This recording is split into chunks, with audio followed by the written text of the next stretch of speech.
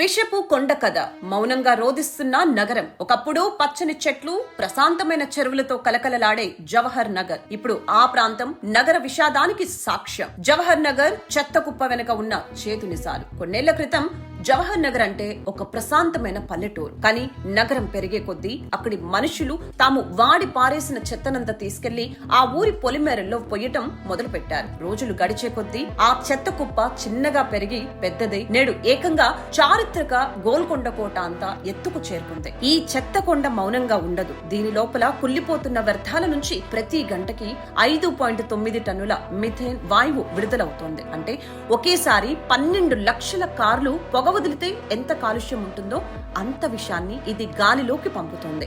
Carbon dioxide కంటే 86 రెట్లు ప్రమాదకరమైన ఈ వాయువు వల్ల చుట్టుప్రక్కల ప్రజలు శ్వాస తీసుకోవటానికి కూడా భయపడుతుంటారు.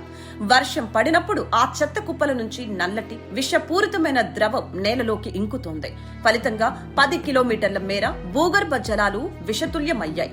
అక్కడి బావుల నుంచి వచ్చే నీరు తాగటానికే కాదు, చేతులు కడుక్కోవటానికి కూడా పనికిరానంతగా కలుషితమైంది. టీడీఎస్ స్థాయిలు 4000 దాటాయంటే ఆ నీరు ఎంత భయంకరమో అర్థం చేసుకోవచ్చు. జవహర్ నగర్ చుట్టుప్రక్కల నివసించే వేల కుటుంబాల పరిస్థితి వర్ణనాతీతం. పసిపిల్లలు పుట్టక ముందే ఊపిరితిత్తుల వ్యాధులతో పోరాడుతున్నారు. ముసలివారు చర్మ వ్యాధులతో నరకం చూస్తున్నారు. అక్కడ నివసించే వారికి స్వచ్ఛమైన గాలి అనేది ఒక కలగా మిగిలిపోయింది. ఈ సమస్య ఎంత తీవ్రంగా ఉందంటే అమెరికాలోని కాలిఫోర్నియా యూనివర్సిటీ పరిశోధకులు ఉపగ్రహాల ద్వారా చూసి ప్రపంచంలోని అత్యంత కాలుష్యకారక ప్రాంతాల్లో ఇది 4వ స్థానంలో ఉంది అని హెచ్చరించారు.